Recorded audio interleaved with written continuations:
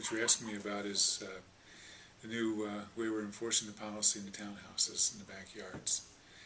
In order to address underage drinking in the backyard areas of the townhouses, we've implemented a policy of checking IDs, providing wristbands for students who are legal age to drink alcohol, and allowing them to go in the backyards and have a party.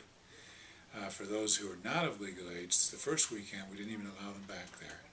But after talking with students and getting assurances they would make sure that people who were not under legal age were not consuming alcohol, that we would allow them to be back in there, but it'd be marked differently from the people who were 21.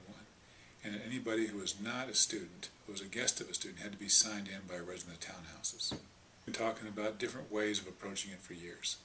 So we've done everything from clearing it out at certain times to not allowing it. We talked about doing party registrations. We've tried to work with groups of residents from there in the past couple of years about registering parties.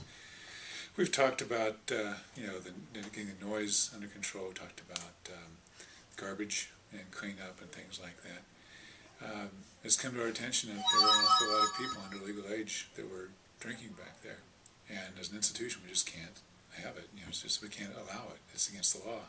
We're all dealing with the fallout from issues that happen with people who drink over in the backyards of the townhouse and then go back to their residence hall, or don't make it back to their residence hall and have issues across campus, whether it's drunken behavior, vandalism, physical altercations, things like that. A lot of them have started with people in the backyards of townhouses and coming back into campus. So that's had an impact on everybody there.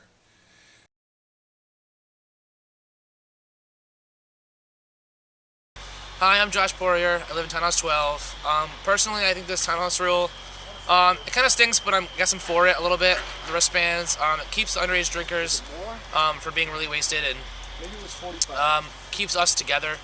We still have our parties, which I love, and this is a chance to socialize still without having to compromise people getting hurt and getting really drunk and transported.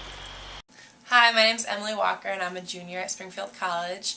I strongly disagree with this whole townhouse rule because I think it's encouraging, number one, it's encouraging younger students, like freshmen and sophomores, to drive off campus to parties or downtown, which is also influencing drinking and driving, which is obviously not something that we want. Also, I think it's pretty ridiculous that we can't even go hang out at the townhouses without getting a wristband, because I think that's a crazy process that the Res Life is having to go through. They're going to literally sit outside and make us sign in. Is just absurd.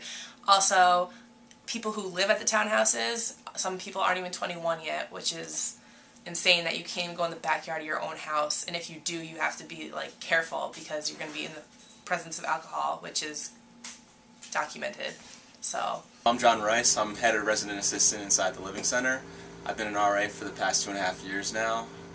The new townhouse policy is definitely a shocker to me, as well as a lot of the other staff. We didn't see it coming, and it's definitely something that they're experimenting with. I'd like to see, if students do have a problem with it, I'd like to see them voice their opinions to the correct people, and state their case. And hopefully through this refining process, some changes will be made better with the policy, so that it reflects sort of the intention of that they're trying to get across with it, which is cutting down underage drinking, but at the same time allowing students who are 21 and older and who utilize the townhouses for other reasons to be able to enjoy doing that in a fair way. So I think that the townhouses are a good social atmosphere, and I think that there are a lot of good things that take place there, and I also understand that there are some things that are negative that take place there as well, so it's about how to take away the bad things without affecting the good things as well.